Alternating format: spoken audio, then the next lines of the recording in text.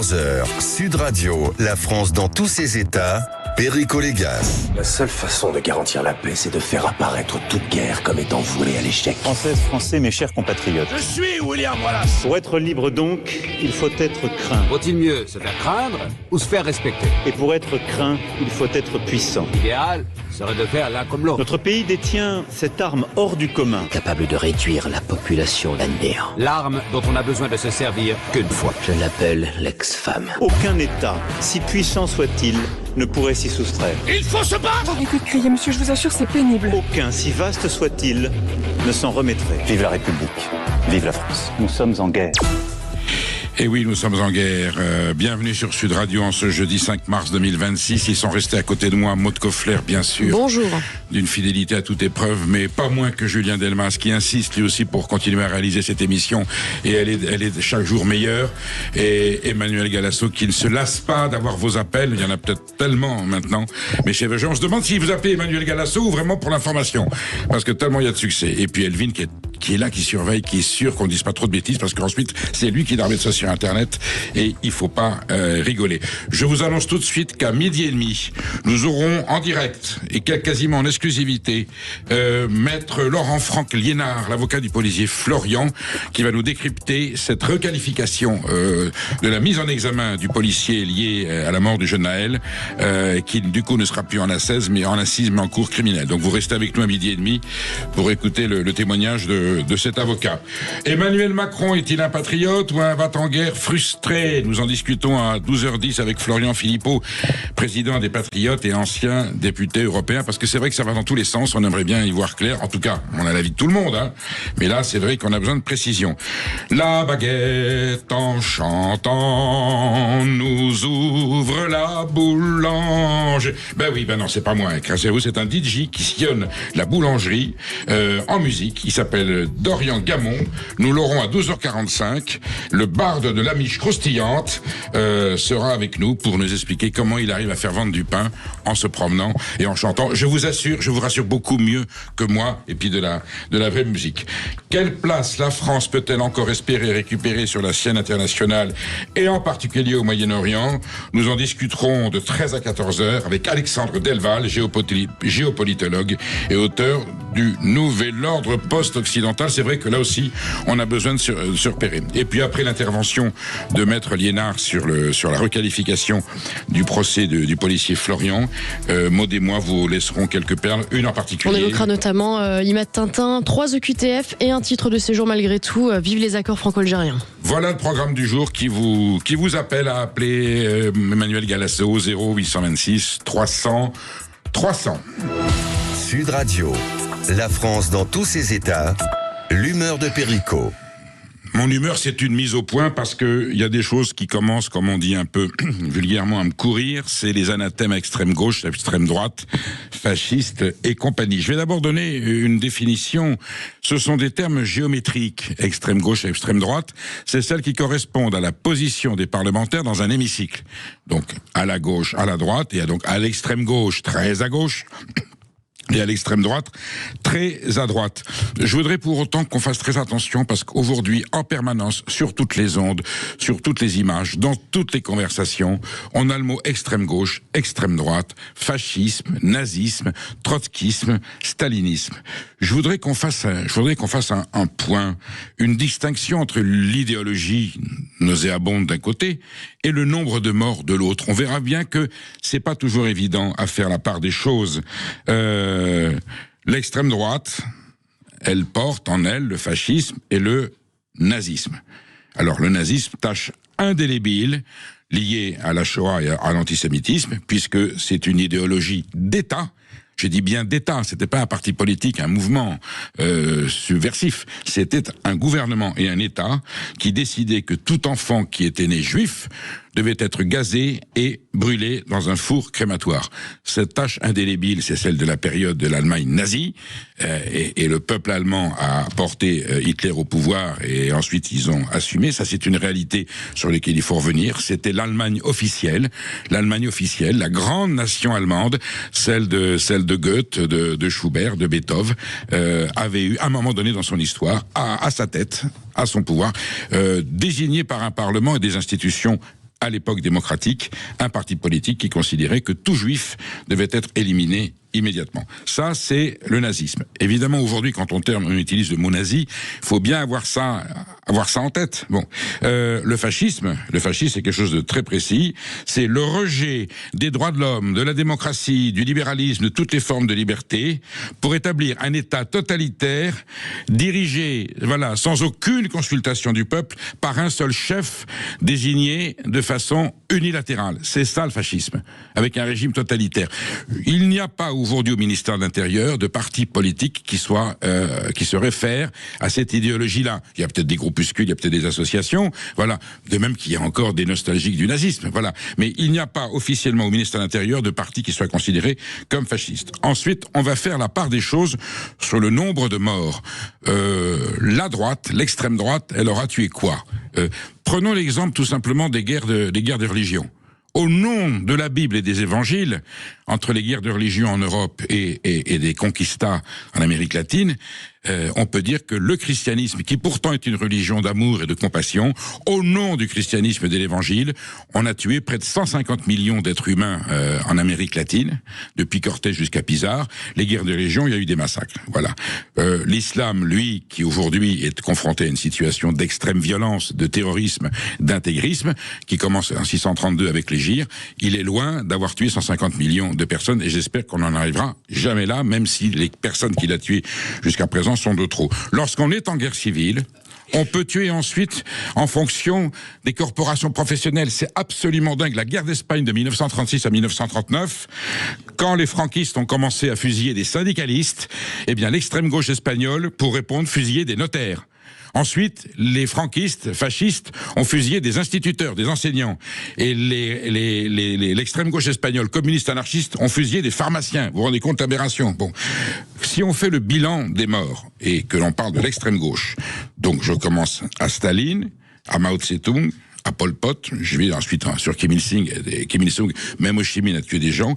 Si on prend la masse des gens qui ont été tués au nom des valeurs dites de l'extrême gauche, le marxisme, le léninisme ou le trotskisme, mais on atteint peut-être la somme de 500 millions de morts. L'extrême gauche, aujourd'hui en 2026, est à l'origine, bon gré, mal gré, pour des raisons idéologiques, militaires, de guerre civile, à l'origine de à peu près 500 millions de morts, évidemment rectifiés. L'extrême droite, elle en est pas là. Voilà. Par contre, l'extrême droite, comme je vous dis, elle a la tâche indélébile du nazisme. Donc, avant de qualifier d'extrême gauche, d'extrême droite, des partis qui siègent à l'Assemblée nationale et au Sénat, des partis qui sont reconnus par le ministère de l'Intérieur, qui présentent des candidats aux élections municipales, législatives, à la présidentielle, qu'on ne banalise pas ce que ça a été. Le nazisme, c'est quelque chose de monstrueux. Le stalinisme, c'est quelque chose de monstrueux. C'était le goulag. Pol Pot, il a tué 2 millions de personnes en mettant des sacs en plastique. Voilà, Mao Tse-tung, la révolution culturelle, la campagne des 100 fleurs, on ne sait pas si c'est 100, 200, 250 millions de gens qui sont morts de famine. Et ainsi de suite. Donc arrêtons de jeter des anathèmes dont on ne possède pas les tenants et les aboutissants parce qu'on est ignare et qu'on ne connaît pas l'histoire. C'est tellement facile de banaliser. Le seul service que l'on rend quand on traite quelqu'un de facho, de fasciste ou de stalinien, c'est de banaliser Hitler et de banaliser Staline. Alors aux petits cons et aux petits connards qui utilisent des mots dont ils ignorent le sens avant d'insulter des gens, respecter l'histoire, respecter les victimes de ces gens-là, qui sont morts dans des camps de concentration, qui sont morts en goulag. Voilà. Aujourd'hui, grâce au ciel, je ne dis pas que ça n'arrivera plus jamais, aujourd'hui, grâce au ciel, on n'a pas dans nos partis politiques ni Hitler, ni Staline, ni Mao.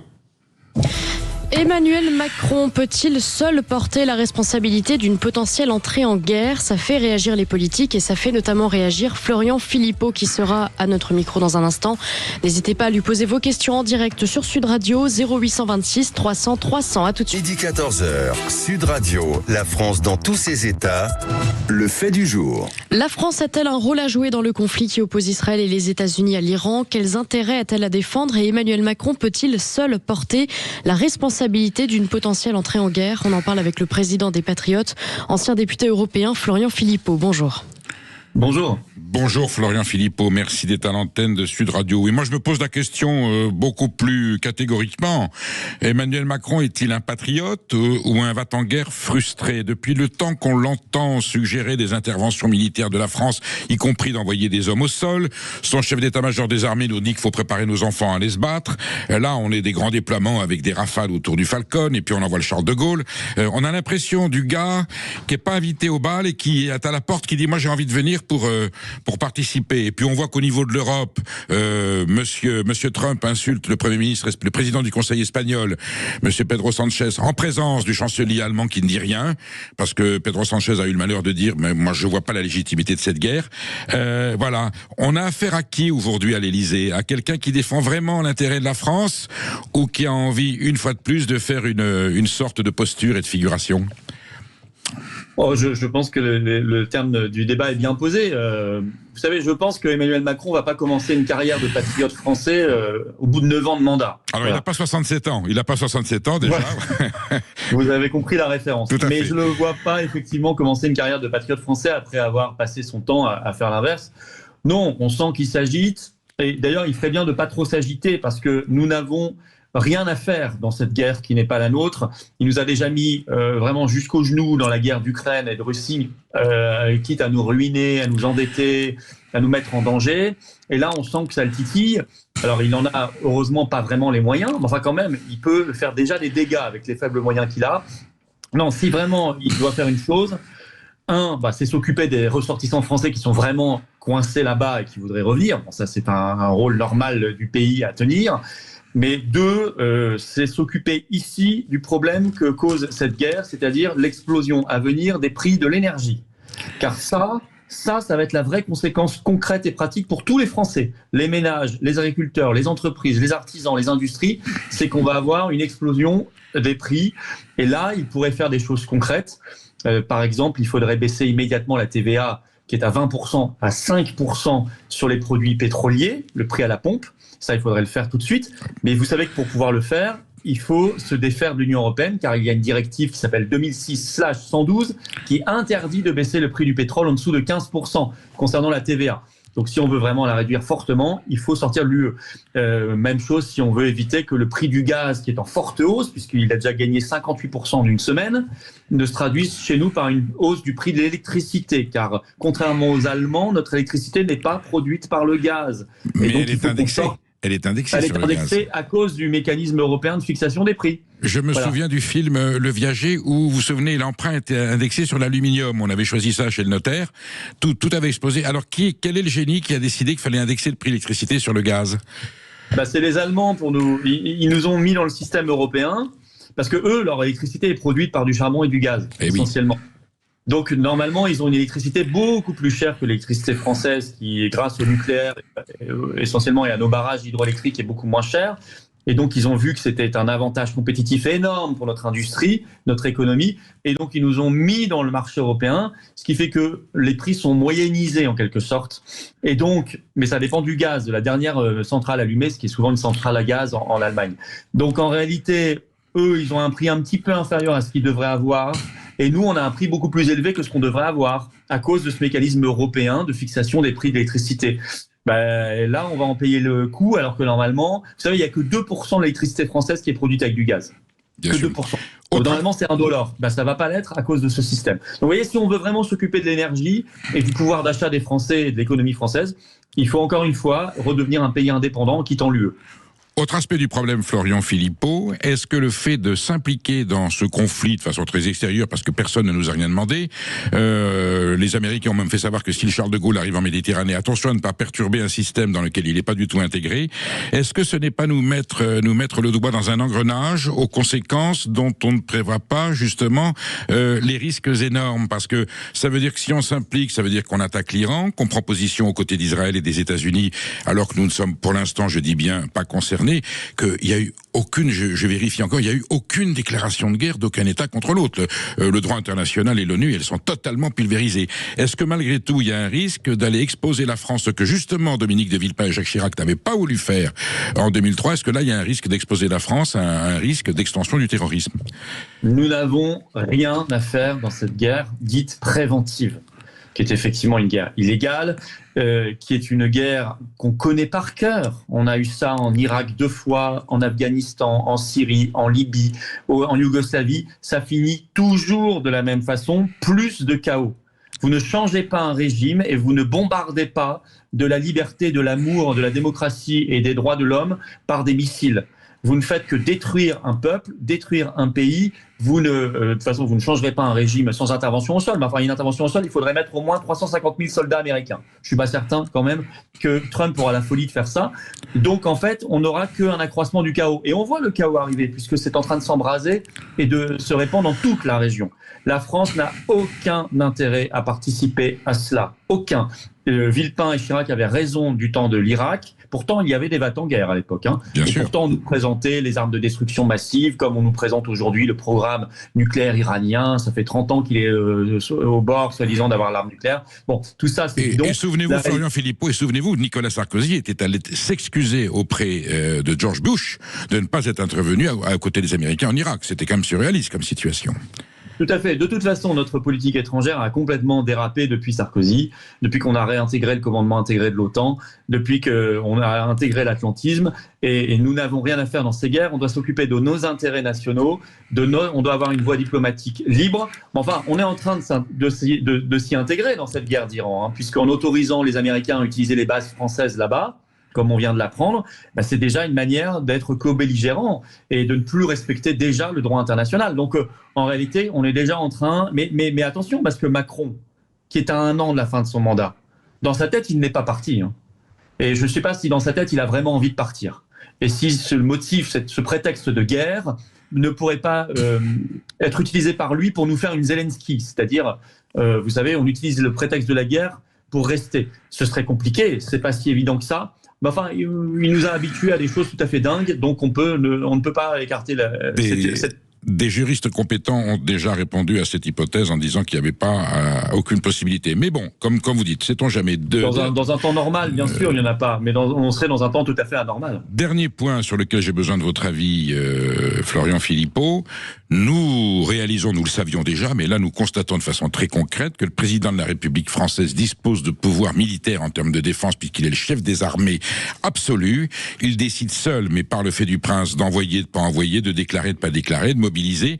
Est-ce que vous ne pensez pas que la Constitution, là c'est un problème institutionnel, est-ce que lorsqu'on est un président qui n'a plus de légitimité publique et politique, qui n'a plus de majorité à l'Assemblée nationale, dont le gouvernement est en quasi-cohabitation, qui a perdu sa crédibilité et qui expose la France, doit garder ses prérogatives dans la Constitution, qui permet à quelqu'un comme Emmanuel Macron, dans une situation tout à fait originale, de continuer à se comporter comme s'il avait une majorité absolue à l'Assemblée et 49 ou 50% d'opinion favorable et surtout une capacité à gouverner, ce qui n'est pas son cas puisqu'il ne gouverne plus le pays. Est-ce qu'il n'y a pas une anomalie constitutionnelle et institutionnelle ? C'est-à-dire que le chef d'État ait une prérogative en matière de chef des armées et de défense, ça ne me choque pas. En revanche, normalement, dans la Constitution, il est prévu qu'il y a une entrée en guerre uniquement s'il y a un vote du Parlement.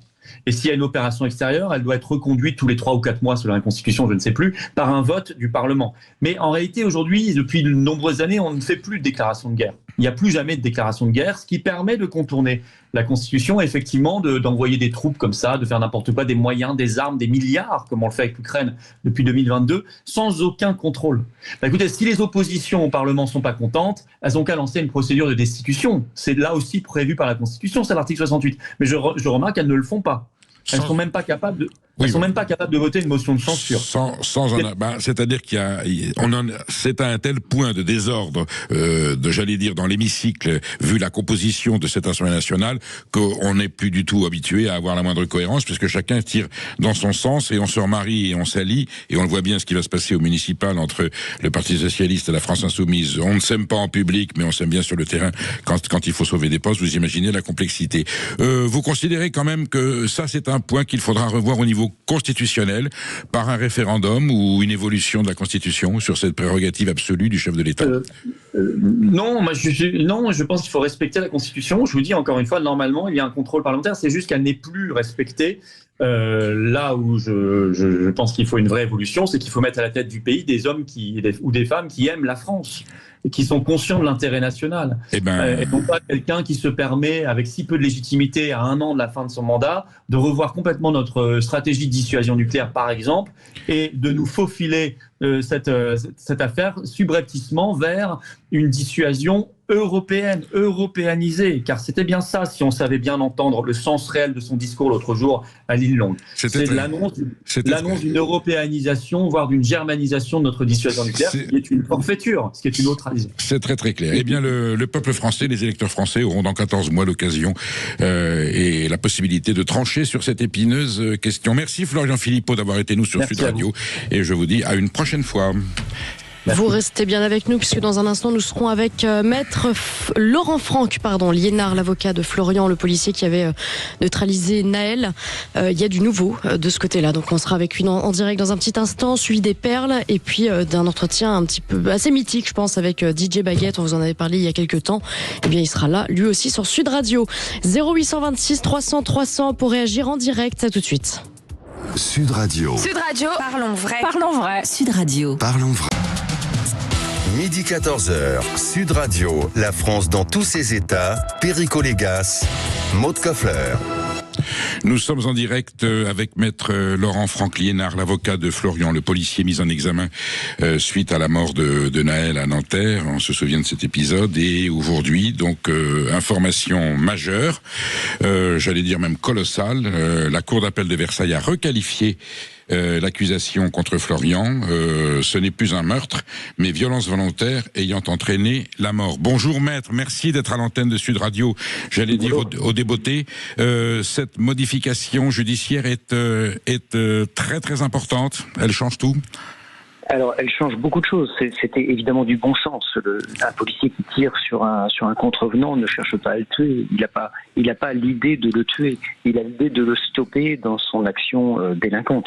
Donc, c'était vraiment du bon sens que de dire qu'il n'y avait pas de volonté homicide dans cette affaire. Maintenant, il y a des implications. C'est la peine encourue, bien sûr, puisqu'il n'encourt plus que 20 ans à la place des 30 ou de la perpétuité qui était susceptible d'être requise. Mais ça, c'est pas la question. La question, c'est qu'il va comparaître devant des magistrats professionnels et qu'il ne va donc pas comparaître devant un jury populaire. Et c'est vrai que dans la mesure où il a été très maltraité par l'institution judiciaire depuis le départ, nous avons tout lieu de craindre la décision qui sera rendue par ces magistrats professionnels. Et ce n'est donc pas nécessairement une bonne nouvelle pour nous, ce renvoi devant une cour criminelle. qu'on passe d'un jury populaire, qui est en assise, avec des jurés qui proviennent de la société et qui décident en leur âme et conscience, et qui jugent en fonction de ce qu'ils estiment devoir juger, alors que là on va passer à... Alors on passe donc d'une cour d'assises, et c'est une cour criminelle, c'est ça le nouveau nom de la jury? Une cour criminelle, c'est-à-dire que c'est une cour d'assises, ça se présente comme une cour d'assises, avec la même procédure, mais au lieu d'avoir un jury populaire, nous avons 5 magistrats professionnels. Et c'est quelle cour? C'est à Nanterre, c'est ça, c'est les Hauts-de-Seine? C'est à Nanterre. Bon, et là vous dites, au vu de l'évolution de la magistrature, autant avec la cour d'assises, ils pouvaient risquer le maximum, mais également que les jurés décident qu'il y ait non-lieu, qu'ils considéraient qu'il y a eu légitime défense, alors que là, avec les magistrats, on sera jugé en termes strictement de droit, avec un risque, si je comprends bien, d'interprétation de la part des magistrats de cette requalification. C'est-à-dire qu'ils peuvent quand même... Alors on sera même jugé en droit, parce que manifestement, quand on regarde les motivations de la Chambre de l'instruction de ce matin, on tombe un peu de l'armoire. Les magistrats considèrent que le policier pouvait légitimement penser qu'il y avait un danger à laisser repartir ce véhicule, mais en même temps qu'il ne fallait pas tirer dans l'habitacle. Donc c'est en contrariété totale. Je ne sais pas ce qu'aurait pu faire le policier pour arrêter cette voiture, à part tirer dans l'habitacle. Et c'est tout le problème que nous avons depuis le départ de ce dossier, c'est qu'on ne sait, sur le plan judiciaire, de nous dire qu'il suffisait de tirer dans les roues. Alors que nous avons démontré que techniquement ça n'était pas possible, que la position du policier l'empêchait de tirer dans les roues, et que un tir dans les pneus n'a jamais arrêté une voiture. Jamais. Donc, on se heurte à ces affirmations qui sont des affirmations péremptoires et judiciaires, mais je pense qu'un enfant de 10 ans aurait compris que quand on dégonfle la roue d'une voiture, elle peut continuer à rouler. Mais les magistrats ne le comprennent pas. Et ça peut empirer la situation d'ailleurs. Pour autant, maître, la Cour... J'aurais préféré être jugé par le peuple, puisque le peuple il aurait compris ça. Il ne se laisserait pas emporter par des considérations qui ne sont pas des considérations de bon sens. Pour autant, maître, c'est une cour d'appel, celle de Versailles, qui a considéré de façon définitive que Florian n'a pas tué délibérément le jeune Naël, qu'il a fait usage de son arme. C'est une nuance qui est gigantesque. Il n'a pas fait exprès, il n'y a pas préméditation d'assassinat, il a usé de son arme. Alors ensuite on peut juger s'il a usé de bonne ou de mauvaise façon, mais en tout cas la qualification de meurtre qui était la plus accablante, en tout cas est évacuée par une cour d'appel, c'est pas n'importe qui. Non, tout à fait. Ça c'est très favorable, hein. Bien sûr, ça c'est très favorable. Et cette qualification de meurtre, elle était très infamante, c'est vrai. Le policier qui a tiré voyait ça très mal d'être traité de meurtrier. Moi, j'utilise beaucoup le parallèle avec les fractions. Vous savez, quand un policier vient casser une porte pour faire une perquisition, il fait une perquisition, il ne fait pas une violation de domicile. Ça s'appelle pas une violation de domicile, ça s'appelle une perquisition, parce qu'il le fait légitimement. Le policier qui use de son arme de service, il commet un meurtre. Et c'était très infamant de le prétendre. Quelle sera la juridiction d'appel en cas de condamnation par la Cour criminelle des Hauts-de-Seine à Nanterre de Florian? S'il fait appel, quelle sera la juridiction d'appel? Ce sera une cour d'assises d'appel avec un jury populaire cette fois-ci. Mais à quel endroit? L'endroit n'est pas fixé. Ça ne sera pas forcément Versailles. C'est la Cour de cassation qui statue sur la Cour d'assises d'appel. Donc nous verrons. Mais là, ça sera bien un jury populaire, nous sommes d'accord. Ce sera un jury populaire. Au bout du bout, nous serons jugés par le peuple. Merci, maître, pour votre témoignage. Merci d'avoir pris du temps sur votre mission pour nous répondre sur Sud Radio. Et on suit évidemment ce dossier de très près, de la mort du jeune Naël. Et est-ce que le policier Florian va pouvoir démontrer avec ses avocats qu'il n'a pas délibérément tué le jeune homme, mais a agi en légitime défense. Merci, maître. Sud Radio, la France dans tous ses états, les perles du jour. Alors, vous pouvez y aller. Alors c'est la musique de Tintin. Mais oui. Parce que je le regarde tout le temps. Et pourquoi c'est Tintin? Vous regardez tout le temps Tintin? Oui, moi je regarde. Je lis ça, vous voyez bien mon niveau intellectuel. Et encore, je comprends pas tout. On rigole. Un influenceur algérien visé par plusieurs OQTF a réussi à obtenir un titre de séjour. Non, c'est pas vrai. Oui, alors pourquoi Tintin? Parce que l'influenceur en question s'appelle Imad Tintin. Alors c'est quand même bien les accords franco-algériens, parce qu'en France, vous pouvez avoir 3 OQTF appuyés d'une condamnation pour incitation à la violence, mais rester en France. Tout ça grâce à un système politico-judiciaire qui ne tient pas, et vous allez voir pourquoi. Imad Ould, connu sous son nom d'influenceur Imad Tintin, est algérien, il a 32 ans, il a été visé jusqu'à présent par 3 OQTF prononcés en 2021, année de son arrivée sur le territoire français, 2022 et 2025. En 2024, il se marie, fait un enfant et dépose une demande de titre de séjour en qualité de père d'enfant français.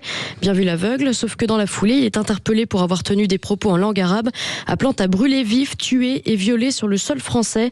L'affaire est médiatisée dans un contexte de tension entre Paris et Alger et se conclut 6 mois plus tard par une amende de 450 €. Imad Tintin ne perd pas le nord et va ensuite contester devant le tribunal administratif de Grenoble la 3e OQTF, prise à son encontre après son arrestation.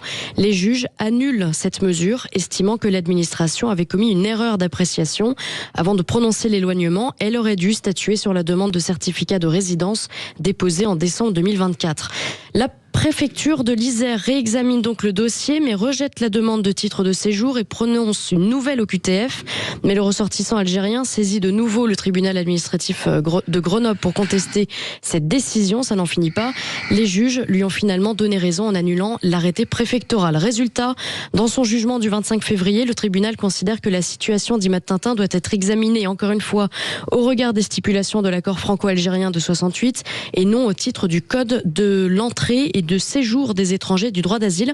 Donc je le redis, c'est quand même vachement bien les accords franco-algériens qui vous permettent de contourner le droit français. Et pendant ce temps, la France se couche devant Alger. Christophe Glaise est toujours enfermé dans les geôles algériennes, mais Imad Tintin, lui, peut appeler à la barbarie sur le sol français. Il s'en fout, on le protège. Comme quoi Bruno Retailleau, quand il était ministre de l'Intérieur, était tout à fait fondé à demander à ce qu'on reconsidère ces accords. D'ailleurs, plusieurs intervenants qu'on a eus ici dernièrement sur la question ont dit voilà, ils sont caducs, ces accords de décembre 1968 qui venaient après la guerre d'Algérie et qui d'ailleurs avaient pour but de faciliter, j'allais dire, les mouvements entre les deux pays, parce qu'on pensait pas que la fracture... Mais essentiellement pour les travailleurs, voilà, à l'origine. Et c'est Emmanuel Macron qui a rappelé Bruno Retailleau à l'ordre, et on imagine que plus jamais l'évocation de revenir sur les accords franco-algériens ne sera reprononcée par un ministre de l'Intérieur.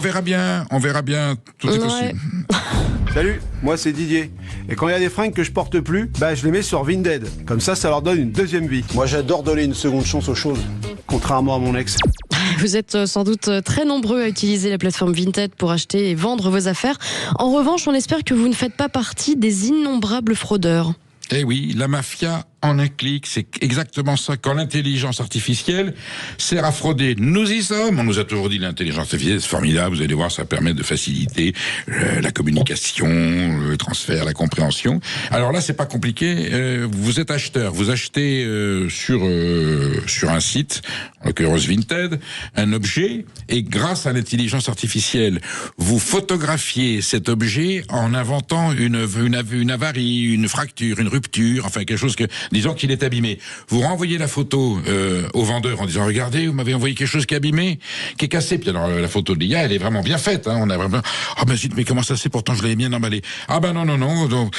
Donc qu'est-ce que écoutez, remboursez-moi, tant pis, je garde l'objet cassé et puis vous me remboursez. Donc vous remboursez un objet que vous avez vendu, qui est en fait en parfait état, et ça veut dire que le fraudeur, il a la formule très célèbre, il a le beurre et l'argent du beurre grâce à l'intelligence artificielle. Je vous disais, bienvenue dans ce monde de progrès où la mafia peut se faire maintenant en un clic. J'espère que les grands penseurs de l'intelligence artificielle, on trouvera des garanties. J'imagine l'arsenal législatif qu'il va falloir pondre pour trouver le cas de figure où l'objet a été faussement falsifié, et donc il faut un instrument pour savoir s'il a été cassé ou pas. Mais on est dans un monde de fous. Le mieux, c'est d'aller dans l'épicerie du coin, puis d'aller acheter sa baguette de pain ou ce que vous voulez. C'est toujours mieux. Justement, baguette de pain. Quelle belle transition, Perico. Dans un instant, on sera avec DJ Baguette, dont on vous avait parlé il y a quelques temps, qui mixe dans les boulangeries pour leur redonner un peu de vie et attirer les clients. Voilà, donc n'hésitez pas à nous appeler, à réagir au 0826 300 300 et à lui proposer de venir, pourquoi pas, dans votre boulangerie d'ailleurs. À tout de suite. Midi 14h, Sud Radio, la France dans tous ses états, Perico Légas, Maud Koffler.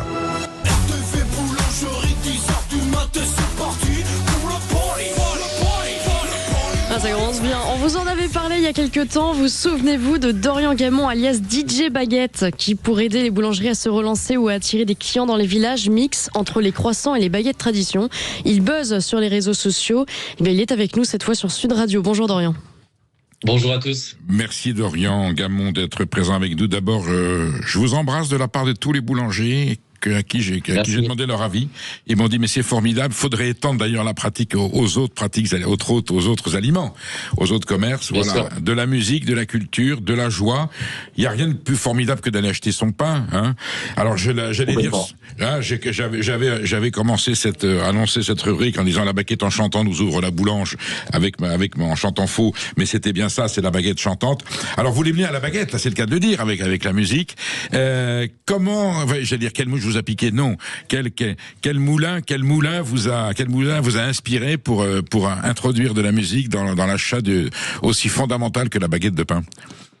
Alors moi je suis DJ depuis l'âge de mes 15 ans et je me suis toujours dit qu'il fallait coupler ce métier de passion avec un autre métier. Aujourd'hui, le métier de boulanger pour moi est le métier de passionné. Il faut être passionné aujourd'hui pour être boulanger. Et c'est un très beau métier. C'est un très très beau métier. Vous avez raison. Complètement. C'est un métier qui on est dedans. On s'arrête pas. On voit pas nos enfants, notre famille. Et on est là pour justement faire un petit peu rêver les papilles. Et moi, je suis là pour faire rêver un petit peu aussi les gens, mais d'une autre manière, de manière musicale. Et l'association des deux, je me suis toujours dit que ça pouvait faire de belles choses. Et l'idée est venue en avril dernier de lancer un petit peu un projet fou, c'est-à-dire de poser mes platines à l'intérieur d'une boutique, passer 4 heures. 4 heures, on oublie tout, on oublie un petit peu toute cette morosité ambiante, ce climat un petit peu social qui est dur. Et moi, je suis là pour apporter des sourires. Alors, Dorian Gabon, qu'est-ce que vous leur chantez? Comment vous mettez en scène cette musicalité de l'acte d'achat du pain? Ce sont des types de musique, ce sont des mélodies très précises? Non, alors moi je pratique justement dans une boulangerie. C'est le seul lieu pour moi en France où on a toutes les générations. C'est un lieu multigénérationnel qu'on doit conserver. Et pour moi, j'ai un défi, c'est celui de rassembler un petit peu toutes les personnes qui aiment la musique. Et bon, ça passe par des années 80, ça passe aussi par des musiques un peu plus récentes, ça passe par du latino. Donc c'est un mélange. C'est un petit peu comme un boulanger qui va choisir un petit peu sa vitrine en fonction des goûts de chacun. Alors racontez-nous comment ça s'est passé. Quel est le premier artisan que vous avez contacté pour lui proposer cette prestation? Alors moi j'ai lancé un appel en avril dernier avec comme message fort recherche boulangerie pour mixer entre les pains au chocolat et les croissants. Bon, tout le monde a rigolé, ça je vous le cache pas. Et il y a une boulangerie qui m'a répondu, c'est une boulangerie ardéchoise. Oui. Et donc j'ai lancé mon premier set dans une boulangerie. Et puis bon, ça a été carton. Résultat immédiat. Résultat immédiat. À résultat immédiat, j'avais certainement décelé quelque chose qui manquait. Réunir des gens, vous le savez autant que moi, quand on va chercher du pain, on se croise, on se dit bonjour et on n'a pas le temps de se parler. On n'a pas le temps parce qu'on a des horaires. Est-ce que le risque n'est pas du coup qu'ils restent là dans la boutique pour vous écouter? Du coup, ça encombre parce que les boulangeries c'est jamais très grand, ça circule quand même. Et est-ce que ça fait venir du monde? Par contre, c'est ça l'important. Bien sûr, ça fait venir du monde parce que ça intrigue, la nouveauté intrigue, l'insolite intrigue. Aujourd'hui, les réseaux sociaux sont très forts pour ça. Et du coup, ils viennent aussi voir DJ Baguette, mais ils viennent aussi pour la boulangerie qui met ça en œuvre. Et la boulangerie continue sa vente, a même plus de monde que prévu. Et aujourd'hui, la plupart des boulangeries ont un accessible, enfin, on a un accès un petit peu parking. On peut mettre des chapiteaux, un petit peu des tonnelles. Et du coup, les gens peuvent circuler, rentrer, manger un bout, danser. Donc c'est tout simple. Alors, à l'heure qu'il est, vous avez animé combien d'établissements? Aujourd'hui, je vais faire ma 56e date dans quelques heures. Alors, vous êtes tout seul pour l'instant?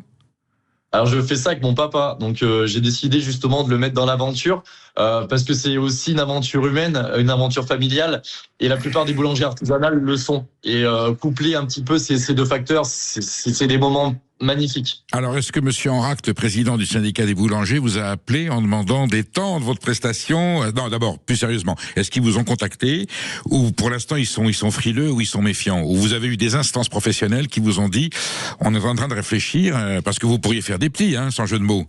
Il suffit que d'autres DJ de France, vous êtes pas le seul. Et puis ensuite, ça peut être sur les fruits et légumes, sur les fromages. Moi, je trouve ça merveilleux. Moi qui me bats pour combattre la malbouffe depuis des années, je n'avais jamais imaginé qu'un DJ, je ne suis pas grand adepte de boîte de nuit, j'y suis allé très très jeune, voilà, mais j'y suis pas allé depuis longtemps. Et de vous voir maintenant animer l'acte alimentaire en lui donnant cette dimension de plaisir, de partage, c'est quelque chose d'essentiel. Donc vous êtes capable aujourd'hui d'étendre votre mouvement à toute la France, si on vous le demande? J'aimerais qu'il y ait des DJ dans des boucheries, chez des fleuristes, dans tous les petits commerces. Qu'aujourd'hui, la boulangerie, c'est vraiment le maillon fort d'un village. C'est un petit peu l'acte d'achat qui va être le premier, et puis on va s'en découler un petit peu tous les autres. Donc, pour moi, je conserve un petit peu ce noyau fort qui est la boulangerie, mais j'invite un petit peu tous les DJ qui sont un petit peu adeptes de sensations et surtout d'aide. Moi, je fais cette démarche pour aider les autres, de se diversifier dans tous les commerces, parce qu'on a besoin de se serrer la main. Alors justement, question un petit peu triviale, est-ce que vous faites un petit peu de blé quand même en faisant cette Alors, moi je suis DJ depuis l'âge de mes 15 ans et j'ai commencé à vivre de ma passion à partir de 20 ans. Et donc moi, dès demain, je suis dans des bars, des restaurants, donc c'est mon activité première. Et le reste de la semaine, je sillonne la France. Donc voilà, on va dire mon métier, c'est le week-end. Oui, mais est-ce que ça vous rapporte quelque chose? Ou est-ce que vous voulez rouler dans la farine ou... Non, pas du tout. Aujourd'hui, le but de cette initiative, c'est se serrer la main. Et vous comprenez qu'aujourd'hui, si je faisais payer le cachet de mon activité de DJ à 56 boulangeries, ça serait pas possible. Non, ils seront en faillite. Donc c'est gratuit. C'est gratuit. Alors mon cachet de DJ est gratuit. Aujourd'hui, je m'arrange avec les boulangeries pour un défraiement. Donc tout ce qui va justement générer ma venue va être pris en charge par la boulangerie. mais c'est une partie très infime de un petit peu de ma démarche. Et puis si vous partez avec un invendu, un éclair au chocolat ou une petite miche, ça sera pas bien méchant. Mais en tout cas, vu ce que vous leur apportez, c'est quand même très très important. C'est une démarche qui est appréciée quand même. Vous sentez qu'autour de vous, ça interpelle, ou vous avez déjà des détracteurs qui vous disent il y a confusion des genres. S'il faut de la musique pour aller chercher son pain, pourquoi ne pas amplifier le monde du spectacle? C'est pas du tout votre démarche. Ah non, mais je suis même hyper surpris par l'élan de générosité, l'élan d'aide, l'élan de support que j'ai de toute la population française. Aujourd'hui, mes réseaux sont en train d'exploser. On parlait de syndicat des boulangers, j'ai beaucoup de contacts de cette part. Mais non, réellement, c'est une initiative qui plaît à nos anciens. Aujourd'hui, nos anciens veulent pas perdre la boulangerie, et s'il y a un petit jeune comme moi qui décide de la conserver, je pense qu'on a tout à gagner. Moi, je vous le dis, c'est un cri du cœur que je vous fais, c'est la boulangerie est en train de disparaître, et je le vois, j'ai fait toutes les régions. C'est pas une nouveauté, les boulangeries sont en train de devenir des snackings, des boulangeries qui font faillite. Moi, je suis là justement pour pousser un petit peu cet élan et dire à nos futures générations, allez à la boulangerie, c'est le seul endroit où on doit acheter du pain. Je reçois votre cri du cœur en plein cœur, Dorian Gamon. Bien entendu, vous ne vous adressez qu'à des artisans boulangers authentiques, conformément à la loi Raffarin, des gens qui transforment, qui font le pétrissage sur place, préparation de la pâte et qui cuisent sur place. Il n'est pas question qu'on vous trouve dans des enseignes où on revend du pain. On est bien chez des vrais et authentiques boulangers. Vous me trouverez pas ailleurs. C'est pour moi, c'est ici que je dois être. C'est l'artisanat, c'est ces familles, ces gens qui ont construit un projet. C'est un projet d'une vie. Aujourd'hui, monter une boulangerie, c'est un projet qui a du mal à rentrer un petit peu dans les mœurs de cette jeunesse. Aujourd'hui, on retrouve de moins en moins d'apprentis boulangers.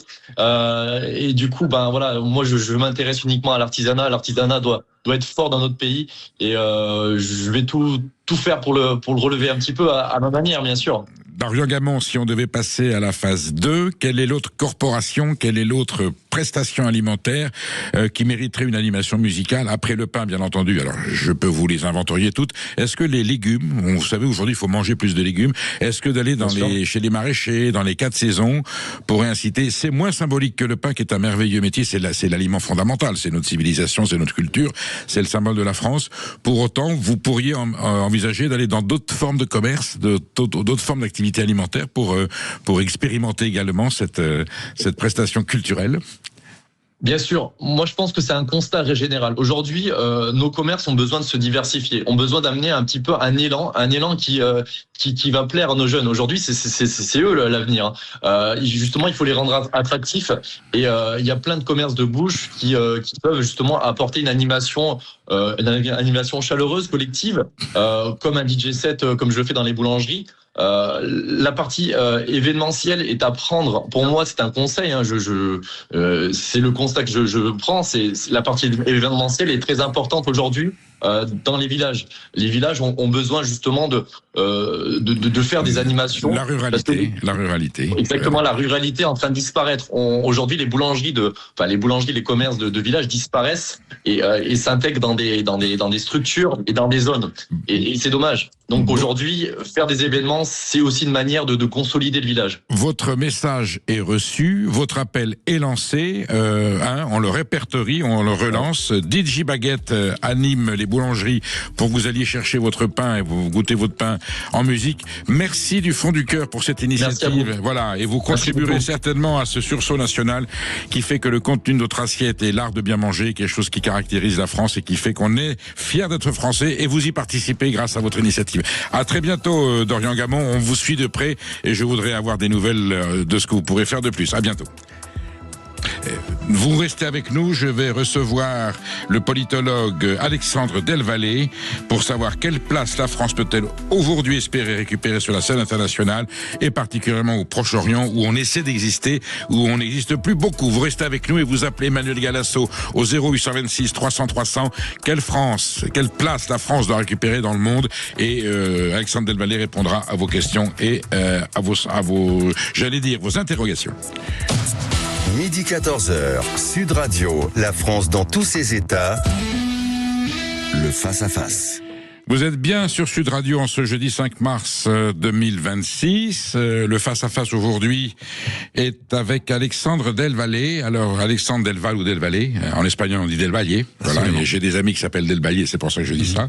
Alexandre Del Valle est un géopolitologue, c'est un observateur patenté de la situation internationale, un expert.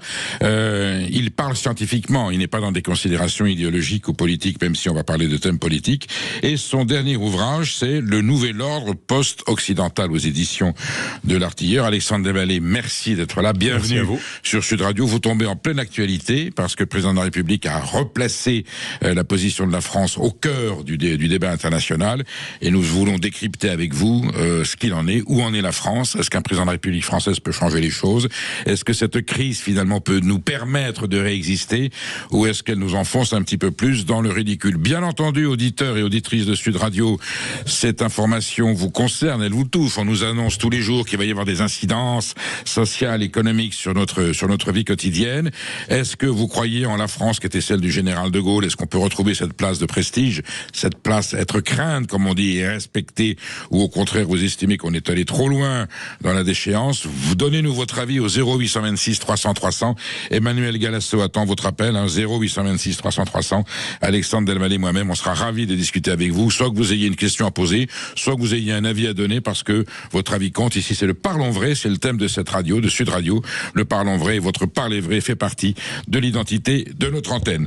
Alexandre Del Valle, bonjour. Bonjour. Je prends tout de suite, on rentre dans le vif du sujet, le titre de votre ouvrage, Le Nouvel Ordre Post-Occidental. Alors, Nouvel Ordre, d'accord, pourquoi post-occidental? Alors, cette question est centrale parce que si on appelle l'Occident une civilisation enracinée dans une géographie, une histoire, des origines religieuses, une ethnie, une langue, ou des langues, bien entendu, ça n'a rien à voir. Mais ce que j'appelle post-occidental, c'est post-globaliste. Depuis, en gros, Bretton Woods, mais surtout depuis les années 70, 80 et 90 et Maastricht, il y a eu une dérive globaliste à la fois de l'Union européenne, qui est passée de européenne à globale, antichambre du mondialisme, et de l'autre côté de l'Atlantique, on a eu une Amérique qui est devenue, elle aussi, globaliste, en confondant la globalisation marchande avec un projet de gouvernance globale. Donc c'est cette posture globaliste. L'Occident n'est plus devenu une civilisation, mais il s'est présenté comme l'univers. En gros, soumettez-vous à nous, parce que nous ne sommes rien, et si nous ne sommes rien, vous pouvez devenir nous, parce que nous ne sommes pas une identité, donc soumettez-vous à nos normes que nous avons instituées pour le bien de l'humanité. Quand se produit cette évolution, à quel moment de l'histoire, pourquoi et par qui? Parce que on a la base d'une Union européenne avec la CE, la Communauté économique européenne, le marché commun, le traité de Rome, ensuite d'autres traités qui vont arriver. Et effectivement, on sent qu'il y a un basculement. On prend le risque de s'ouvrir à la mondialisation. Je crois que c'est l'acte unique européen qui est intérêt. On va sur le gaz. Et ce sont souvent des gens de gauche. C'est Jacques Delors qui dit qu'il faut vraiment prendre un risque énorme. Ce basculement se fait. Pour quelle raison? On considère qu'il faut s'ouvrir, au lieu de se protéger, on dit non, on va s'exposer, on va prendre le risque. Alors c'est ce que j'appelle une folie analytique, où on est buggé par ses propres représentations, qui a fait que comme la globalisation a été initiée par des Occidentaux et surtout les Américains, le début d'Internet, ensuite les applications, les technologies, le Wi-Fi, les distances sont raccourcies grâce aux technologies de la globalisation.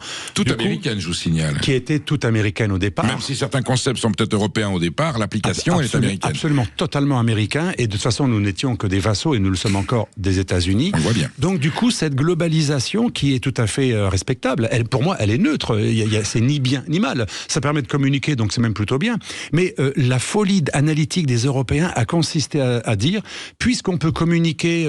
moi, je connais quelqu'un qui me disait, ma fille communique avec quelqu'un au Pakistan et un autre élève à Singapour. Vous vous souvenez du nom? L'autoroute de l'information. Voilà. C'était le premier terme qu'on utilisait pour Internet. Et cette personne qui vient de milieu assez évolué, plutôt la classe qui peut voyager en première, elle me disait, mais il n'y a plus de frontières, puisque ma fille communique avec des gens au Bangladesh et des copines qu'elle a rencontrées à Singapour. Donc on a cru que la globalisation marchande et la communication et le raccourcissement, les autoroutes de l'information, signifiaient un globalisme politique, ce qui n'a rien à voir. Un exemple, la Chine, elle est très globalisante, et globalisante au niveau de la technologie, elle produit tout pour tout le monde. La Chine est à fond dans la globalisation, mais elle est totalement anti-globaliste. Donc ce que j'ai voulu montrer dans ce livre, c'est que confondre la globalisation qui est neutre, ce sont des technologies, avec un projet de gouvernance mondiale qui lui est totalement utopique, dangereux et en fait impérialiste, ça a été une folie qui a fait que l'Occident, dans cette folie, dans cette hubris impérialiste, il s'est dit, je vais faire croire que je suis le monde, we are the world,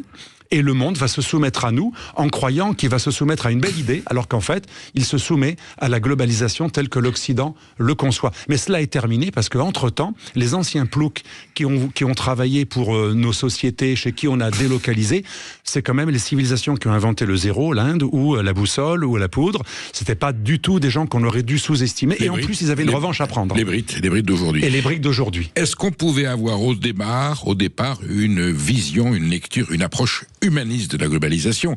Quelque part, c'est un message universel, universaliste, tous frères autour de la planète, et tant mieux si la technologie nous permet de nous parler les uns aux autres. C'est pour faire la paix, c'est pas pour faire la guerre. Absolument. Et finalement, ça se transforme en une affreuse mécanique mercantile qui ne fait que faire du fric, qui abîme l'environnement, qui n'apporte aucun progrès social, si ce n'est matériel, et qui quelquefois peut engendrer des conflits. Je veux dire, on est à l'antipode de ce qu'on pensait obtenir avec cette globalisation heureuse. Alors, je dirais plutôt que la globalisation, elle reste à mon avis assez neutre, et elle peut être une bonne chose, au nom du principe de subsidiarité. S'il y a des distances courtes, si on peut avoir des circuits courts pour se nourrir, c'est quand même mieux, et vous êtes un expert là-dessus.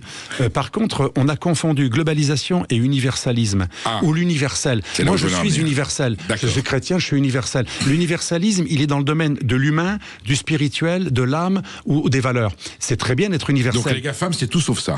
C'est tout sauf ça. En fait, ceux qui se prétendent universalistes parce qu'ils sont mondialisés et qui ont un projet globaliste, ils ne sont pas dans l'universel spirituel humaniste. Ils sont dans un projet de domination qui est une véritable utopie dangereuse, qui est celle de tous les totalitarismes. D'ailleurs, les totalitarismes ont voulu transcender les frontières et créer un empire global. C'est un projet extrêmement dangereux. Pas la globalisation, mais le globalisme. D'ailleurs, les ismes, souvent en sciences politiques, on s'en méfie des ismes. Vous avez utilisé le terme empire, il y a bien une démarche impériale. Tout à fait. C'est pas l'empire contre-attaque, mais si, quelquefois, le cinéma a mis en valeur cette forme de monopolisation, une seule entité, une seule puissance pour contrôler le marché, finalement. C'est un véritable impérialisme, et l'une des dérives, ça a été les lois extraterritoriales que les États-Unis ont votées sous les démocrates. Oui, l'enfer est pavé de belles intentions. Les gentils anges auxquels on pense, et puis ils ont pu être aussi épouvantables. Extraterritorialisation, c'est-à-dire que la juridiction américaine peut s'appliquer à une transaction qui n'est pas faite en Amérique, pour peu que ce soit ou un outil américain ou du dollar. Absolument, ce qu'ils appellent la notion de US person. Et du coup, puisque le dollar a été associé à une possibilité de sanction, une monnaie repose sur la confiance. Quand une monnaie ne repose plus sur la confiance, mais il peut y avoir des saisies et des lois extraterritoriales qui punissent tout le monde n'importe où, eh bien, conclusion, les pays qui en ont les moyens, qui sont dans la globalisation mais alternative, se sont dit, nous allons créer les BRICS, et les BRICS Pay, et les BRICS Bridge, et la carte mire, et le CIPS chinois. Ce sont tous des systèmes au Union Pay. Les Indiens, les Chinois et les Russes ont mis en place un écosystème financier qui permet d'échapper aux sanctions extraterritoriales. Donc, l'hubris impérialiste de l'Amérique, avec ses sanctions à portée mondiale totalement illégales pour le droit international, a provoqué une réaction. C'est ou plutôt la globalisation alternative, une autre globalisation technologique, mais des pays qui veulent échapper à la domination occidentale. Et si on comprend bien ce que vous expliquez par rapport à l'hubris américain, c'est l'application de Big Brother, mais dans une forme de réalité quelque part. Oui. Et oui, alors maintenant il y a deux Big Brother. Il y a le Big Brother des applications et de la NSA américaine. Oui. Pour nos auditeurs, la NSA en collaboration avec les GAFAM et toutes les entreprises de téléphone. Conversation là, alors qu'on parle. Là, on est écouté sur votre téléphone portable. Vous êtes écouté dans toutes les applications. Et si je dis Trump, c'est immédiatement sélectionné. C'est ça. Et même si vous avez WhatsApp, on croit qu'on est protégé avec WhatsApp. Un expert de l'informatique me disait récemment, il suffit d'avoir un iPhone de plus de 3 mois qui a une interface comme Google pour être une fenêtre qui permet de tout écouter en dehors du système de cryptage. Donc en fait, la NSA, la National Security Agency, qui est l'une des 17 agences de renseignement américaines, espionne l'humanité sur toutes les communications qui existent et aussi espionne les câbles sous les océans et pas uniquement les téléphones.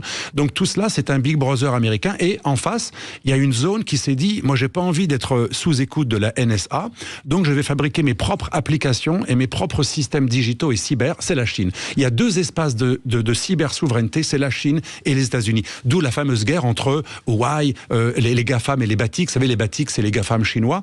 Il y a une guerre cybernétique entre ces deux empires qui savent qu'il y a aussi maintenant le contrôle du digital. Bon, puisqu'on en écoute, hello Donald, nice to meet you. Comme ça, s'ils nous écoutent, au moins nous sommes des gens bien élevés. Je suis avec Alexandre Delvalle. Nous débattons déjà, et ça va très très vite dans votre définition de ce qu'est la globalisation. On est en plein dans le sujet. Est-ce que la France, on va venir d'ailleurs au sujet, Alexandre Delvalle, le rôle de la France dans l'Europe et de l'Europe dans le monde. Appelez-nous au 0826 300 300. Vous voyez bien que ce sujet vous concerne et vous passionne, auditeurs de Sud Radio. Si vous considérez qu'il y a un espoir, que la France réexiste, que l'Europe joue son rôle tel que le concevait le général de Gaulle, on se souvient de l'Atlantique à l'Oural, tout ça, ce sont devenus des mythes. Si vous pensez qu'il y a une solution politique, si vous pensez qu'au contraire, il faut qu'on se renferme et qu'on se protège, appelez-nous, donnez notre avis. Alexandre Delvalle sera ravi d'y répondre. Donc au 0826 300 300, 0826 300 300. Emmanuel Galasso attend votre appel. À tout de suite. Picolégas. Je reçois Alexandre Delvalle dans un échange percutant et pertinent, et on attend vos appels au 0826 300 300 parce qu'on parle globalisation. Qu'est-ce qui s'est passé? Ce besoin de l'Europe, de la France de s'ouvrir au monde en prenant un risque énorme, en disant mais on va faire un grand marché, tout le monde, ça allait dire, on pense à la formule du dégoulinement. Il n'y a pas d'omelette sans casser des œufs, ça va dégouliner. La facture de la fracture est tragique. Et aujourd'hui, Alexandre Delvalle, est-ce qu'on peut récupérer, est-ce qu'on peut reconstruire cette erreur qui part dans les années 80, l'acte unique européen, c'est 1986 avec Jacques Delors, c'était la gauche social-démocrate qui disait ouvrons-nous à tous les peuples. On a finalement des prédateurs tout autour de nous. Les Chinois, les Russes le sont devenus parce qu'on s'est fâché avec eux. L'Amérique aujourd'hui, qui était le grand frère, l'allié, le parrain, le protecteur, est devenu quelque part la tenancière du bordel, et même M. Trump se comporte comme tel. Est-ce qu'il y a moyen aujourd'hui, institutionnellement et économiquement, en fonction de votre livre, le mouvement post-occidental, est-ce qu'on peut reconstruire, déjà au niveau européen, sans parler de souveraineté totale, une protection européenne face au monstre américain? Alors là, c'est un débat très compliqué parce que est-ce qu'on accepte une souveraineté européenne? C'est le projet de Macron. Il l'a dit dans sa bouche. C'est un mot interdit, la souveraineté, en 2017, quand ils sont arrivés au pouvoir. C'est interdit quand c'est national. Mais quand c'est pour le global ou l'européisme, c'est tout à fait autorisé.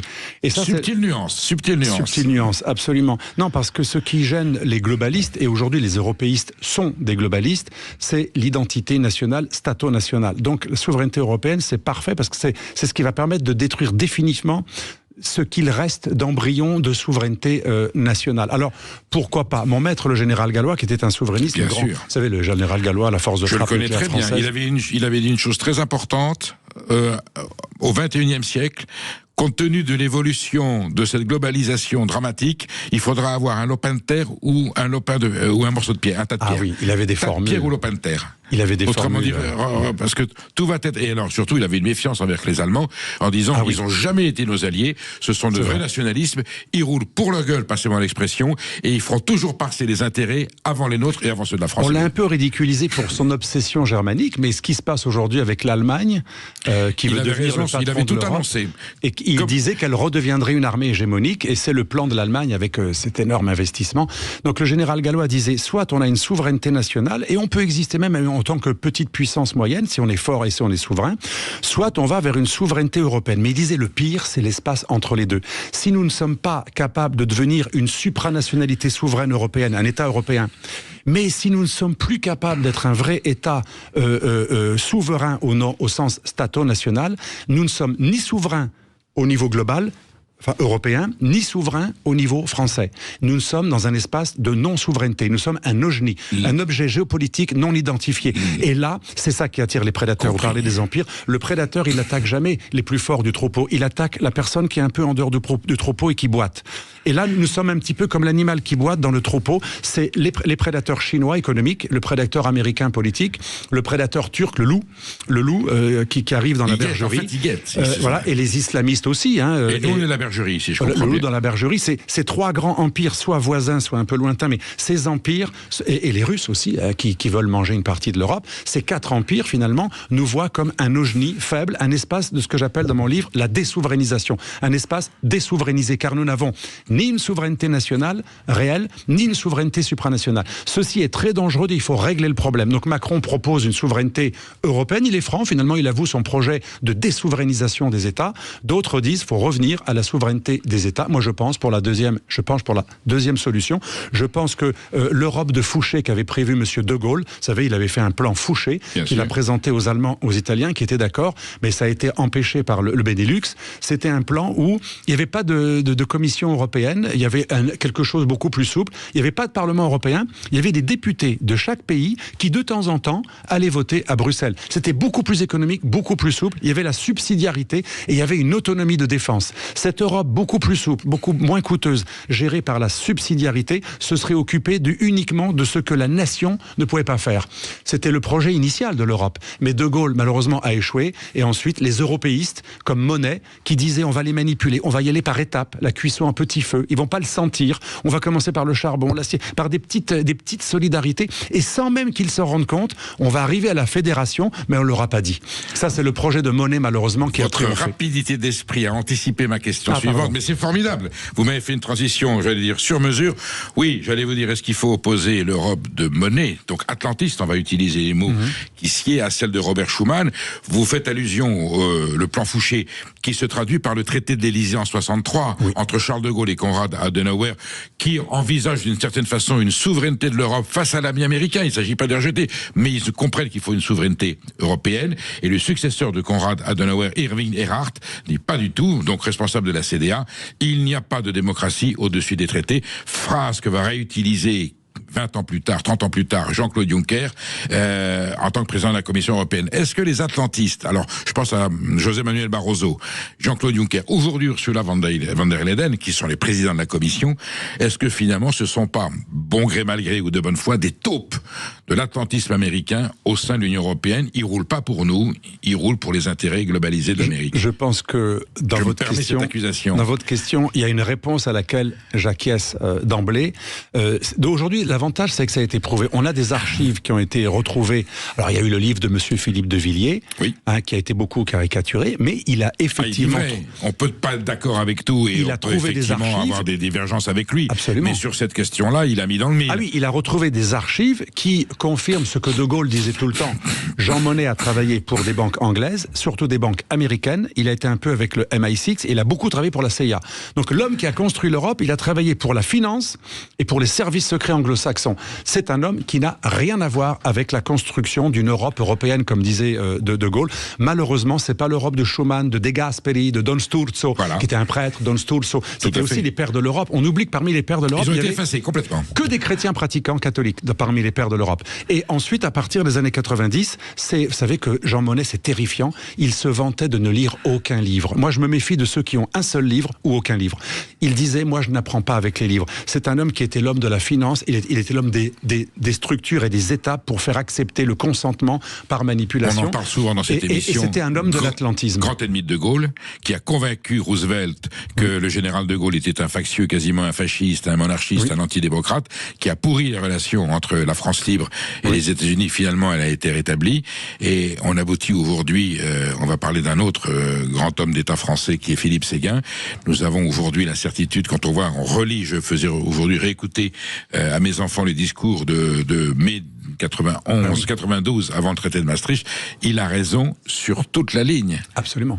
Et surtout, ce qu'il faut rappeler à nos auditeurs, c'est que toutes les grandes réalisations européennes, dont se targue l'Union européenne de manière extrêmement manipulatoire, sont le résultat de collaborations interétatiques qui n'ont rien à voir avec la Commission ou les institutions européennes. Un exemple, la défense, on est en train de réhabiliter la défense européenne. Et quel est le pilier après l'Allemagne? L'Angleterre. Ça montre bien que quand on fait un truc sérieux qui est lié à la défense, à l'armement, à l'industrie de l'armement, ce n'est jamais par le fédéralisme européen. Ce sont des États souverains qui, en général, ils sont 3, 4 ou 5 maximum quand on rajoute un peu les Espagnols. Ils sont 4 ou 5 maximum. Avec les Polonais, ça va être 6.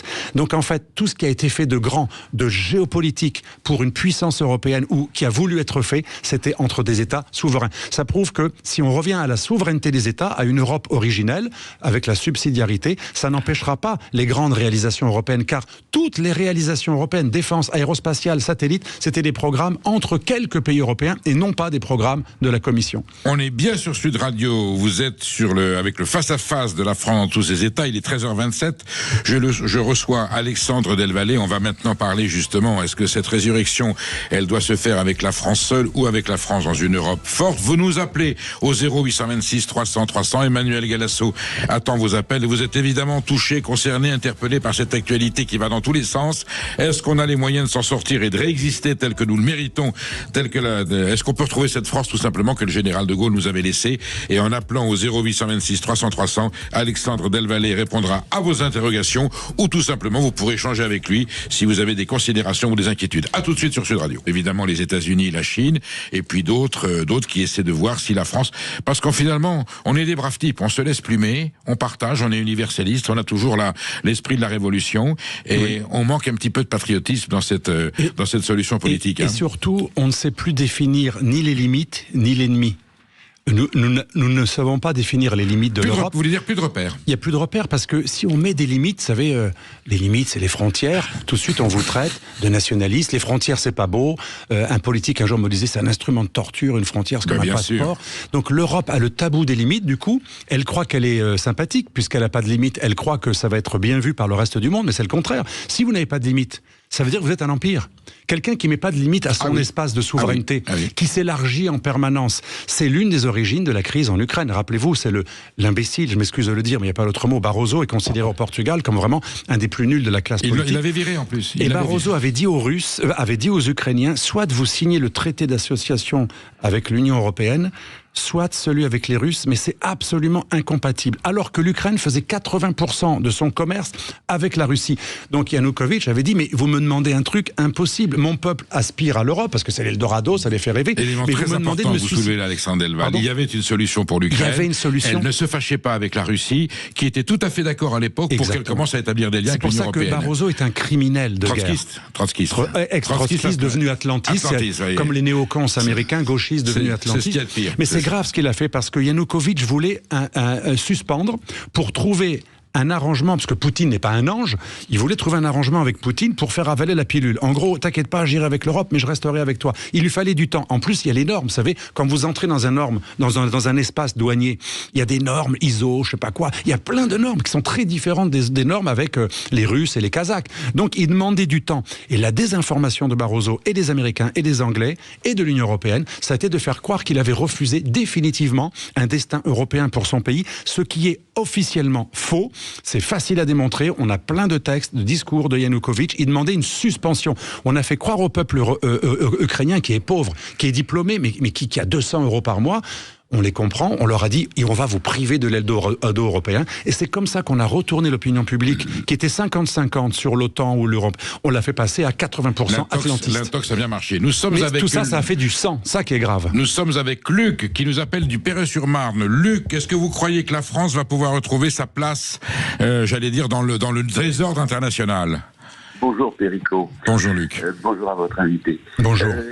Écoutez, tel que c'est parti, sincèrement, je ne le crois pas. Alors déjà, il faut que je vous dise une chose, c'est que je suis profondément anti-européen dans la forme qu'elle occupe actuellement. Vous l'avez toujours été ou pas forcément? Je l'ai toujours été. Hein, et d'ailleurs. Donc eurosceptique, vous n'y avez jamais cru? Jamais. Comme beaucoup de Français, que je sache, hein, parce que si M.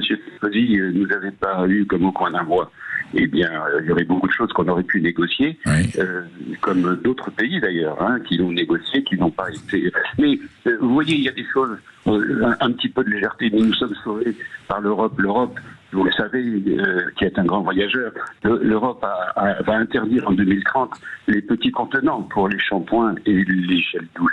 Oui. Et vraiment, nous sommes sauvés. Heureusement qu'elle est là.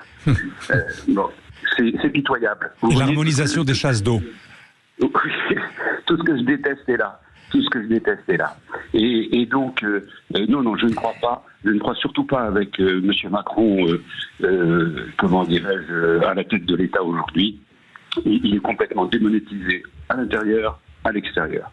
Et puis, Dezio, pour revenir un petit peu ce dont vous parliez tout à l'heure sur le conflit Iran, Israël, États-Unis, moi je crois que la seule façon de sauver le peuple iranien, parce qu'il est là le but ultime, et Israël bien sûr, bien évidemment, c'est de faire une opération au sol. Alors j'ai pu comprendre que les États-Unis et Israël étaient en train de coaliser les Peshmerga, les Kurdes. Oui, on va les envoyer en... Voilà. Ils sont en train d'être armés assez massivement à partir de l'Irak. Ces braves gens qui sont corvéables à merci, malgré toutes les avanies qu'on leur a fait subir. Et ça serait à mon avis la seule solution. Ils arriveraient à coaliser et surtout à armer une partie du peuple iranien qui n'a même pas un tire-boulet. Donc on procède par délégation. On envoie les autres se faire... on envoie les cocus de l'histoire parce qu'ils ont été cocufiés plusieurs fois par les Américains en Irak et en Syrie.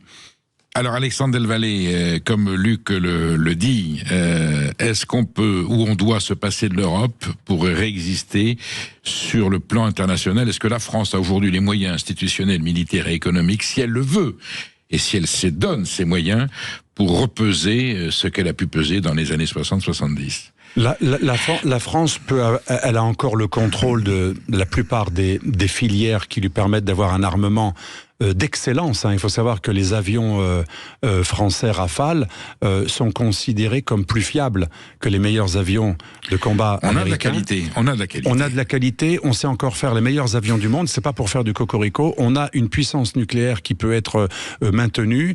On a tout pour exister. Alors, il est certain qu'il y a un effet de masse quand même, un effet de masse critique. On peut très bien faire de la coopération interétatique avec nos alliés s'ils le sont. Et moi, je diverge avec certains européens et français sur le fait que les Anglais soient toujours nos alliés. Nous n'avons pas les mêmes intérêts que les Anglais. Les Anglais sont en partie, avec Barroso et la CIA, à l'origine de cette guerre civile, suicidaire que nous sommes en train de mener sur le continent européen entre Russes et autres Européens. Donc je pense que nous devons faire une défense peut-être à plusieurs, pas partager le nucléaire, mais collaborer, à condition que l'on définisse qui est l'ennemi. On va collaborer pour la défense, mais contre quel ennemi? Si on n'est pas d'accord sur l'ennemi, regardez l'Europe, quand il y a eu la guerre du Kosovo, quand il y a eu la Bosnie, quand il y a eu l'Irak, on avait des Européens qui étaient avec un État et d'autres avec l'État adverse. Par exemple, les Grecs étaient avec les Serbes et le reste de l'Europe, une partie était avec les ennemis des Serbes. Donc il faudrait déjà, pour faire une défense, il faut savoir où on va, quelle est la stratégie, quel est l'ennemi principal. Quand on sera d'accord là-dessus, on pourra coopérer sans renier nos intérêts nationaux. Mais si on compare avec quelqu'un qui n'a pas les mêmes intérêts nationaux que nous, qui travaille avec la NSA qui nous espionne en permanence, c'est-à-dire les Anglais par exemple, on ne peut pas faire une défense cohérente. Ça coince dans l'entournure. Nous avons Alain qui nous appelle de Sainte-Maxime. Alain, est-ce que vous croyez encore au sursaut de la France ou de l'Europe sur la scène internationale ? Bonjour Monsieur Légas, bonjour Monsieur Delvalle. Bonjour. Non, malheureusement, j'ai du mal à croire à un sursaut. On est dans une situation qui, avec l'élection 2027, qui devient très très très très critique. J'étais pas profondément anti-européen, mais je crois que je le suis devenu. Quand on parle des alliés, vous venez de parler des Anglais qui sont plus nos alliés. Il me semble que les Allemands non plus ne sont plus les alliés. L'ont-ils jamais été. Moi, il me semble quand même, si on regarde le fond des choses, que le seul pays fort en Europe, c'est la France. On avait une industrie qui est extraordinaire. On est les seuls à avoir un siège permanent à l'ONU. On est les seuls à avoir l'indépendance énergétique avec des centrales nucléaires. Je vous rappelle que l'on vend aux Allemands de l'électricité en dessous du coût qu'il faut pour la produire, avec le dispositif de l'ARENH. Ça a été remis un peu en question, mais c'est toujours le cas.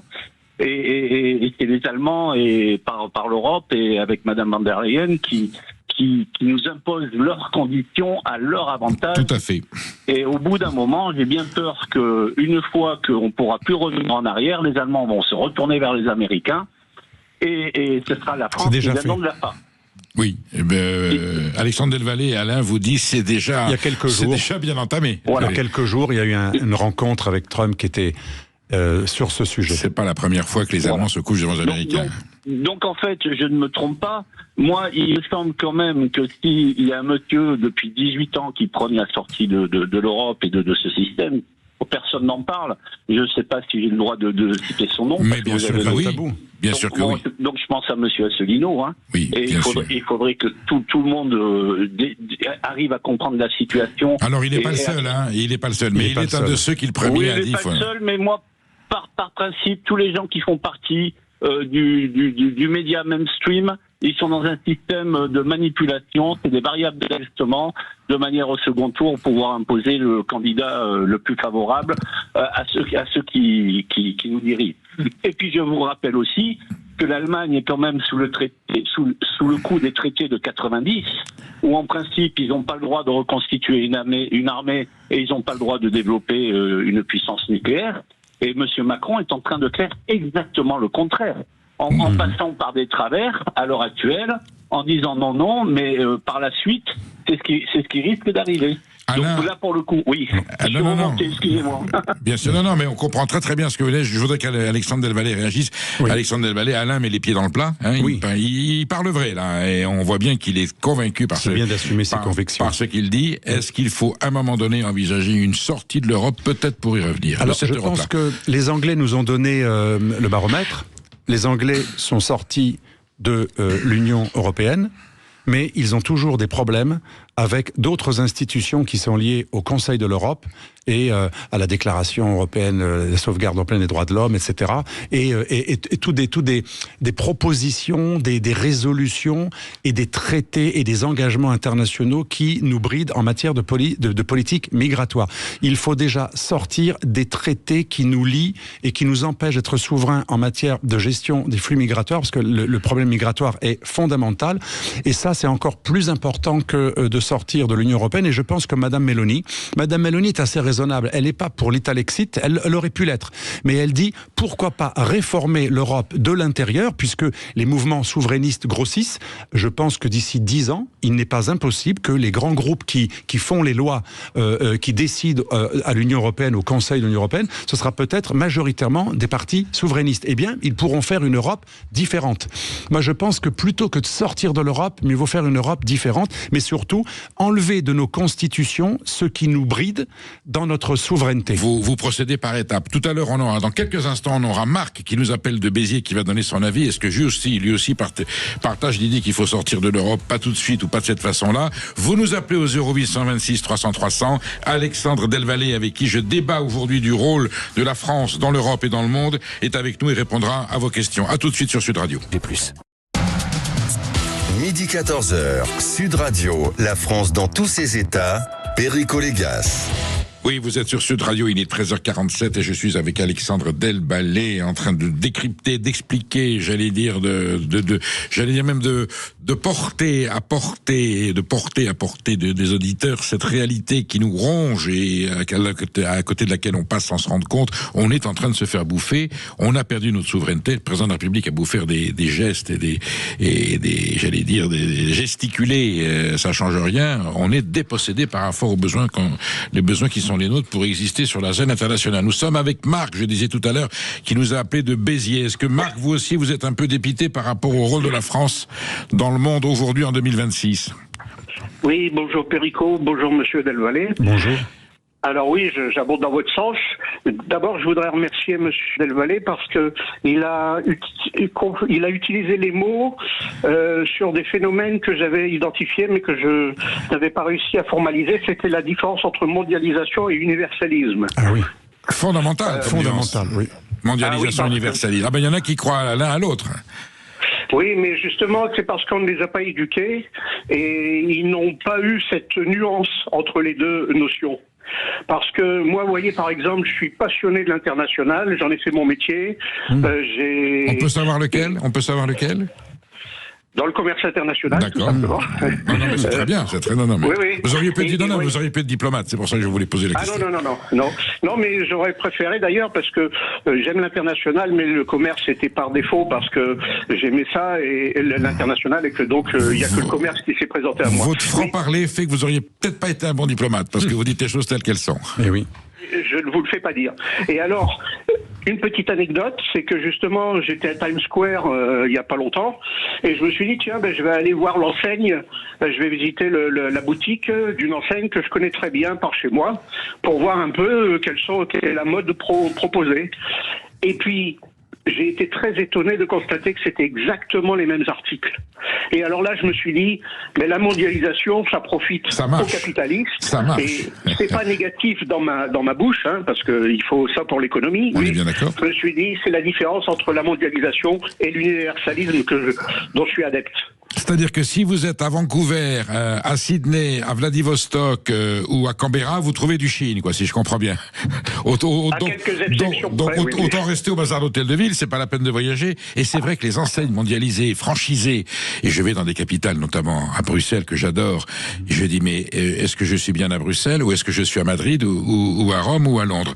C'est l'homme unidimensionnel. Mais en fait, c'est de la banalisation, de la globalisation, elle banalise l'humanité. Mais là où l'Amérique est forte, l'Amérique globaliste... pour votre témoignage. Oui, là où l'Amérique globaliste est forte, c'est qu'elle a réussi à envahir sans envahir. La Russie, elle est obligée d'envahir avec plein de morts et plein de sang. C'est brutal. Pour asseoir son empire. C'est brutal et c'est sanguin. L'avantage de l'Amérique, en dehors des guerres qu'elle fait pour d'autres raisons, elle n'annexe pas des territoires, l'Amérique. Elle annexe des cerveaux et des consommations. Elle implante dans vos cerveaux des habitudes, des habits, que d'autres, comme Bourdieu, auraient appelé, avec d'autres termes un peu plus scientifiques, l'habitus notamment. Bourdieu parlait d'habitus. Bien sûr. On va intérioriser les normes du dominant par des modes, par de la pop culture. Vous savez, le grand stratège américain Brzezinski, ce qui m'a le plus frappé dans son livre Le Grand Échiquier, que tout le monde cite, il dit, là où nous sommes les plus forts, et ce qui fait que l'Europe ne se réveillera jamais contre nous, nous sommes un empire, l'Europe est un vassal du nouvel empire romain que nous sommes, c'est assez méprisant, et il dit, l'Europe ne se réveillera jamais car nous avons annexé ses cerveaux par notre pop culture. C'est assez impressionnant. Sa conclusion alors, c'est pas exactement les mêmes mots, c'est même encore plus violent. Mais dans mon livre, il y a tout un passage.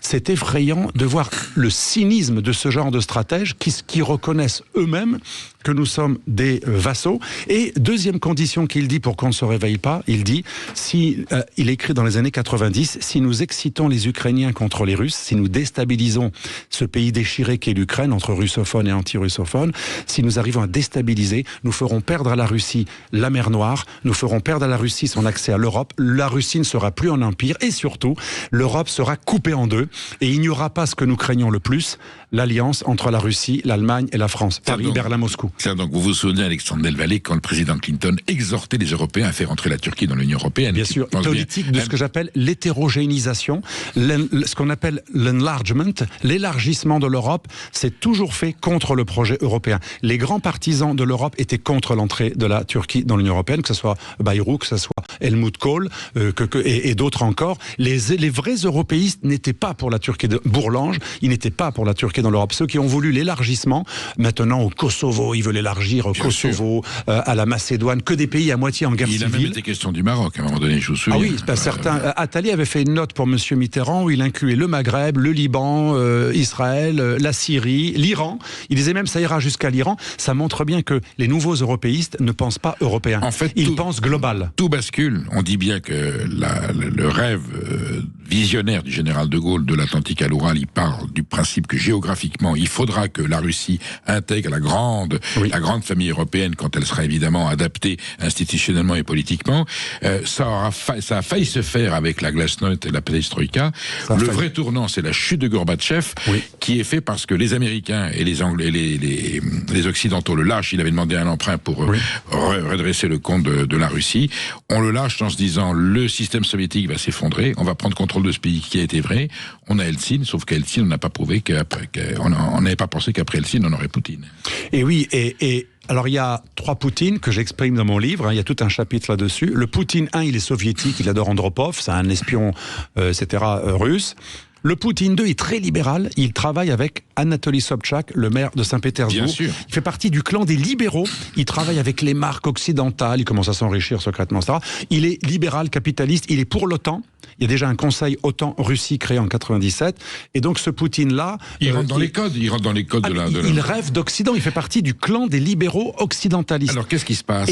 Et ça, c'est le Poutine donc 2, qui va devenir le Poutine 2 jusqu'à 2003. Le libéral. Et oui. 2003, la seconde guerre du Golfe, Poutine se dit, j'ai tout fait. J'ai été le premier à téléphoner à Bush quand il y a eu le 11 septembre. J'ai tout fait pour se rapprocher de l'OTAN, le conseil OTAN-Russie. Loyalement. Et loyalement, et même j'ai demandé un reset, une reconfiguration de l'Organisation de sécurité européenne. Et qu'est-ce qu'ils font ? Après m'avoir fait dans le dos, c'était pas moi, mais sous Boris Eltsine, oui. le Kosovo, grande humiliation, ce qui était une guerre, entre autres, contre les Russes. En plus, ils font la guerre de 2003, qui est une guerre également indirectement anti-russe. Et les révolutions orange commencent à partir de 2004. Les fameuses révolutions de couleur. Bien et sûr. là, c'est le Poutine 3. C'est le Poutine qui se dit, ils m'ont pris pour un con. J'ai voulu faire un reset, j'ai voulu... nous, on a aboli le pacte de Varsovie, on a voulu faire un effort. Ils ont mis leurs antimissiles à partir de 2007. 2005, c'est George Bush. Et les bases de la CIA, 23 les bases de la CIA, les bases tournantes de l'OTAN, et surtout les batteries antimissiles, qui n'a pas été menée à bien, mais qui a été menée à moitié à bien, je l'explique dans mon livre. Comme s'il était encore un ennemi soviétique. Absolument. Bush a voulu mettre, soi-disant, pour protéger la Tchéquie, la Pologne et la Roumanie contre l'Iran.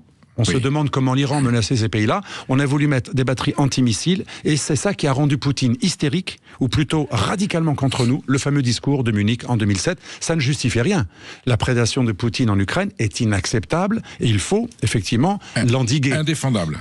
Absolument indéfendable. Aucune ambiguïté chez nous. Mais cela n'empêche pas de dire, on peut faire les deux, on peut condamner cette invasion, tout en disant que tout a été fait pour que le Poutine 3, c'est celui-là, avec son dépit amoureux, c'est vrai, il y a une certaine aigreur aussi dans sa démarche, qui n'est pas louable moralement ou psychologiquement, mais on l'a cofabriqué. C'est pas ce que je dis, c'est ce que Kissinger lui-même disait, et George Kennan, le concepteur de la doctrine du containment, l'a écrit noir sur blanc. Nous avons fabriqué une Russie qui deviendra hostile, et ça va travailler à l'intérieur les tendances les plus antidémocratiques et les plus néo-impériales, parce que c'est mécanique la géopolitique. Une fois qu'on est dans un dépit amoureux, on a d'autres avis.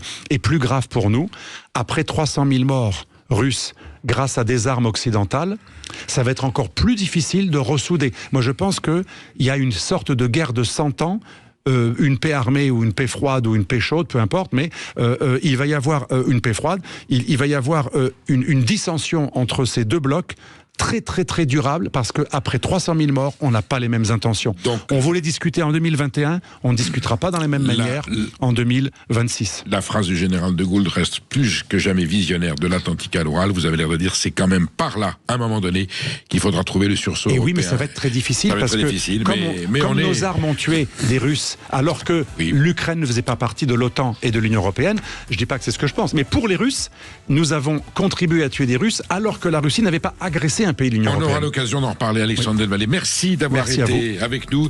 Je rappelle le titre de votre ouvrage, Le Nouvel Ordre Européen post-occidental. Merci d'avoir été avec nous. À vous. Et quant à nous, je vous dis à lundi. Je vous laisse demain avec André Berkoff, qui continue La France dans tous ses états. Et on se retrouve lundi pour suivre l'actualité et recevoir vos avis, vos impressions et vos émotions. Merci, chers amis. Bon week-end.